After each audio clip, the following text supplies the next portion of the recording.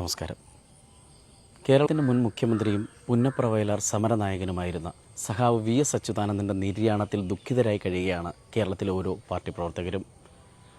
വി.എസിനൊപ്പം സമരയാത്രകളിൽ കൂടെ ഉണ്ടായിരുന്ന ഒരാൾ ഇന്ന് ചെങ്ങന്നൂർ വെൺമണിയിലുണ്ട്.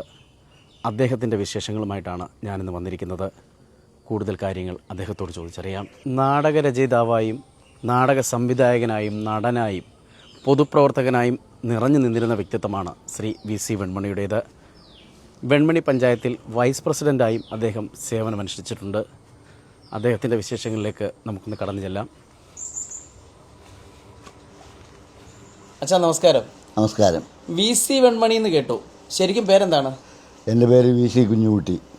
പിന്നെ എങ്ങനെയാണ് വി.സി. വെൺമണിയായത്? ഞാൻ ചെറുപ്പത്തിൽ പഠിച്ചുകൊണ്ടിരിക്കുന്ന കാലത്ത് നാടകം എഴുതുകയും അഭിനയിക്കുകയും ചെയ്യുമായിരുന്നു. അങ്ങനെയാണ് വി.സി. വെൺമണി എന്ന് ഉള്ള നാമധേയം കൊടുത്തത്.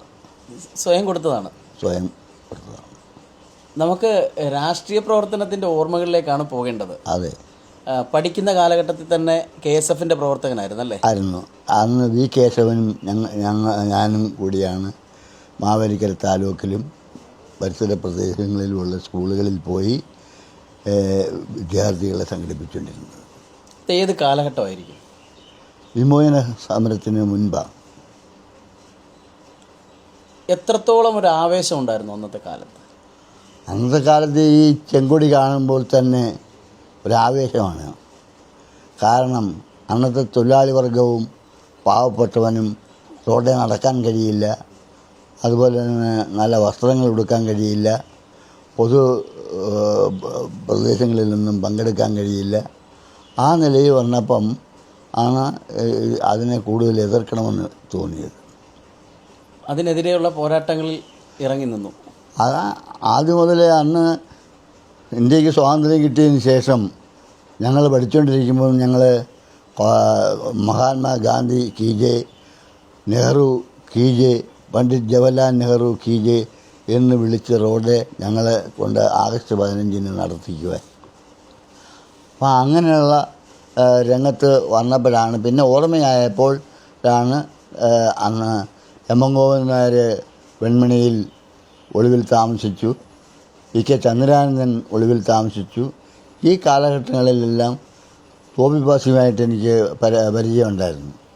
തോപ്പിപ്പാസി വെൺമണി വരികയും ഞങ്ങൾ തമ്മിൽ സംസാരിക്കുകയൊക്കെ ചെയ്യും. പക്ഷേ തോപ്പിപ്പാസിയാണെന്ന് അറിഞ്ഞുകൂടാ. കാര്യം പുള്ളി പറയത്തുമില്ല. വൈദ്യശാലയിൽ വന്നിരുന്ന് ഞങ്ങൾ നമ്മൾ ചോദിക്കുക, എന്നോട് ചോദിക്കുമ്പോൾ എവിടെയാണ് പഠിക്കുന്നത്, ഏത് ക്ലാസ്സിലാണ് പഠിക്കുന്നത് എന്നൊക്കെ ചോദിക്കും. അതെന്തുകൊണ്ടായിരിക്കും വെളിപ്പെടുത്താതിരുന്നത്? വെളിപ്പെടുത്താതിരുന്ന അദ്ദേഹം ഒളിവിലായിരുന്നു. നിങ്ങളെന്നെ കമ്മ്യൂണിസ്റ്റാക്കിയ നാടകം അന്ന് പത്തനംതിട്ട നടത്തിക്കൊണ്ടിരിക്കുമ്പം പുള്ളി ഒളിവിലാണ്, അന്ന് ജയിലിലാണ്. തോപ്പിപ്പാസി അന്നൊരു ഈ പാർട്ടി പ്രവർത്തനത്തിന് ഇത്രത്തോളം ഒരു സ്വാതന്ത്ര്യമൊന്നും ഇല്ലായിരുന്നു. ഇല്ല, അന്ന് ഒളിവിലായിരുന്നു. കമ്മ്യൂണിസ്റ്റ് പാർട്ടിയുടെ പ്രവർത്തനങ്ങൾ, മാർക്സിസ്റ്റ് പാർട്ടിയുടെ പ്രവർത്തനങ്ങളൊക്കെ ഒളിവിലാണ് ചെയ്തുകൊണ്ടിരുന്നത്. ഒളിവിലായിരുന്നു. പരസ്യമായിട്ട് വലിയ ബുദ്ധിമുട്ടായിരുന്നു. അതെന്തുകൊണ്ടാണ് അങ്ങനെ വന്നത്? ഇന്നത്തെ തലമുറയ്ക്ക് അതിനെക്കുറിച്ച് അറിയില്ല, ഒന്ന് പറഞ്ഞു തരാമോ? അന്ന് പാർട്ടിയെ നിരോധിച്ചു. എന്ത് കാരണം കൊണ്ട്? അന്ന് കമ്മ്യൂണിസ്റ്റ് പാർട്ടി പ്രവർത്തനം യാതൊരു കാരണവശാലും കേരളത്തിൽ നടത്താൻ പാടില്ല എന്നുള്ള നിലയിലാണ് കമ്മ്യൂണിസ്റ്റ് പാർട്ടിയുടെ രൂപീകരണത്തിന് 1920 1920 കമ്മ്യൂണിസ്റ്റ് പാർട്ടി കേരളത്തിൽ രൂപീകരിക്കുന്നത്. അന്ന് എസ് കെ ഡാംഗെ ആയിരുന്നു പാർട്ടിയുടെ സെക്രട്ടറി. ആ എസ് കെ ഡാംഗെയും ആയിട്ട് പാർട്ടിക്കകത്ത് വർഗസിദ്ധാന്തവും വർഗസമരവും തമ്മിലുള്ള പോരാട്ടം. വർഗസമരത്തിൽ കൂടി മാത്രമേ ഇന്ത്യയിലെ തൊഴിലാളി വർഗത്തിന് മോചനം ഉണ്ടാകൂ. ആ വർഗസമരം സംഘടിപ്പിക്കണമെങ്കിൽ ഇന്ത്യ കാർഷിക രാജ്യമാണ്. ആ കാർഷിക രാജ്യത്തിൽ ഇന്ത്യയിലെ ഇടത്തരം ദരിദ്ര കൃഷിക്കാരെ സംഘടിപ്പിക്കണം, അതോടൊപ്പം തൊഴിലാളി വർഗത്തെ സംഘടിപ്പിക്കണം. അന്ന് ഈ പാടത്തും പരിയത്തും ഒക്കെ പണിയെടുത്തുകൊണ്ടിരുന്ന തൊഴിലാളികൾ അവരോട് പറഞ്ഞത് ഭൂരഹിത കർഷകരെന്നാണ്. അവർക്കാർക്കും സ്വന്തമായിട്ട് സ്ഥലം ഉണ്ടായിരുന്നില്ല. അവരെയൊക്കെ കുടിയിറക്കുമായിരുന്നു. ജന്മികളുടെയും അതുപോലെ തന്നെ ജന്മികളെ സഹായിക്കുന്ന ആളുകളും ഉണ്ടായിരുന്നു. അവരുടെ സഹായത്തോടു കൂടിയാണ് കുടിയിറക്കിക്കൊണ്ടിരുന്നത്. ബെന്മണിയിൽ ഞങ്ങൾ ഇവിടുന്ന് രാത്രിയിൽ കമുക് വെട്ടി കീറി ഓലയൊക്കെ ആയിട്ട് ചെങ്ങന്നൂർ പോയി വീട് വെച്ച് കൊടുത്തിട്ടുണ്ട് സാധാരണക്കാരായ ആളുകൾക്ക് വേണ്ടി. ആളുകൾക്ക് വേണ്ടി. അപ്പോൾ അങ്ങനെ വന്ന ഈ വർഗസമരവും വർഗസിദ്ധാന്തവും അതാണ് പാർട്ടിക്കകത്ത് രണ്ട് അഭിപ്രായഗതി വളർന്നു വന്നപ്പോഴാണ് നാഷണൽ കൗൺസിലിൽ നിന്ന് 32 പേര് ഇറങ്ങിപ്പോന്നു. ആ 32 പേര് ഇറങ്ങിപ്പോകുന്നതിൽ ഒരു കക്ഷി സഹാവില്ല.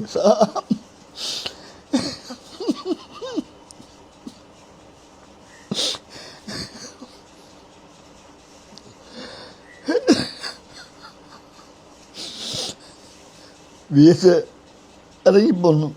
VS ഉൾപ്പെടെ അന്ന് പി സുന്ദരയ്യ മുതലായിട്ടുള്ള ആളുകൾ അവർ ഇറങ്ങിപ്പോന്ന് കമ്മ്യൂണിസ്റ്റ് പാർട്ടിക്ക് CPM-ന് രൂപം കൊടുത്തു. CPM-ന്റെ രൂപീകരണത്തിന് അങ്ങനെയാണോ കാരണമായത്? CPM-ന് 1964 പാർട്ടി രണ്ടാകുന്നത്. അന്ന് SK ഡാംഗെ ആയിരുന്നു പാർട്ടിയുടെ അഖിലേന്ത്യാ സെക്രട്ടറി. അപ്പം ഈ പറഞ്ഞ വർഗസമരവും വർഗസിദ്ധാന്തവും തമ്മിലുള്ള ആ പോരാട്ടത്തിൽ വർഗസമരത്തിൽ കൂടി മാത്രമേ ഇന്ത്യക്ക് മോചനമുണ്ടാകൂ. കാര്യം ഇന്ത്യ ഒരു കാർഷിക രാജ്യമാണ്. ഇവിടെ ഇന്ത്യയിലെ ഇടത്തരം ദരിദ്ര കൃഷിക്കാരെ സംഘടിപ്പിക്കണം, അതുപോലെ തന്നെ യുവജനങ്ങളെ സംഘടിപ്പിക്കണം, പാവപ്പെട്ട കർഷക തൊഴിലാളികളെ സംഘടിപ്പിക്കണം. അവരെ ഭൂരഹിത കർഷക തൊഴിലാളികളെന്നാണ് പറഞ്ഞത്.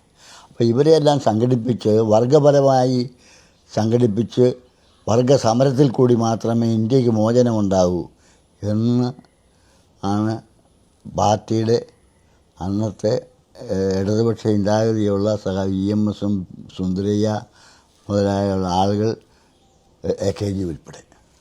ഈ AKG ഒക്കെ ആയിട്ട് നേരിട്ട് കാണാനുള്ള അവസരം ഉണ്ടായിട്ടുണ്ടോ? പിന്നെ AKGയുടെ കമ്മിറ്റി ഞാൻ പങ്കെടുത്ത ആളാണ്. അടിയന്തരാവസ്ഥ കാലത്ത് ചെങ്ങന്നൂർ ഈപ്പച്ചൻ്റെ വീട്ടിൽ വെച്ച് ഞങ്ങളെ ഒരു കമ്മിറ്റി വിളിച്ച് അന്ന് സഖാവ് സുശീല ഗോപാലിനെ മകള് AKG ഉൾപ്പെടെ കാറെ വന്നു. ഞങ്ങളെല്ലാം പല സ്ഥലത്തുനിന്നും അവിടെ ചെന്നു. അങ്ങനെയാണ് ആ കമ്മിറ്റിയിൽ പങ്കെടുക്കുന്നത്. പക്ഷെ അതിന് ശേഷം സഖാവ് പോയി കിടപ്പായിപ്പോയി. ലാസ്റ്റ് പരിപാടിയായിരുന്നു. EMS-ഉമായിട്ടുള്ള ബന്ധം എങ്ങനെയായിരുന്നു? EMS-ന് ഞങ്ങൾ കല്യാണത്തിൽ വെച്ച് സ്വീകരണം കൊടുത്തിട്ടുണ്ട്. 1957 കമ്മ്യൂണിസ്റ്റ് ഗവൺമെൻറ്റിനെ വിമോചന സമരത്തോടുകൂടി ആ സർക്കാരിനെ ഡിസ്മിസ് ചെയ്തു. അന്ന് ഇന്ദിരാഗാന്ധിയായിരുന്നു കോൺഗ്രസിൻ്റെ പ്രസിഡൻറ്റ്, നെഹ്റു ആയിരുന്നു അന്ന് പ്രധാനമന്ത്രി. അപ്പം പ്രധാനമന്ത്രിയെ സ്വാധീനിച്ച് കൊണ്ടാണ് അന്ന് അടിയന്തരാവസ്ഥ പ്രഖ്യാപിക്കുന്നത് ഇന്ദിരാഗാന്ധി. അപ്പോൾ അതിനകത്തൊരു തിരുത്തുണ്ടല്ലോ, ഇന്ദിരാഗാന്ധിയുടെ കാലത്തല്ലേ? ഇന്ദിരാഗാന്ധിയുടെ പ്രായത്തിന്റെ ഓർമ്മക്കുറവുകളൊക്കെ ഉണ്ട്. എങ്കിലും ഇന്ദിരാഗാന്ധി പ്രധാനമന്ത്രിയായിരിക്കുമ്പോഴാണ് അടിയന്തരാവസ്ഥ. കറക്റ്റാണ്. അത് എനിക്ക് ഈ ഓർമ്മക്കുറവ് ഉണ്ട്. എത്ര വയസ്സായി? 87.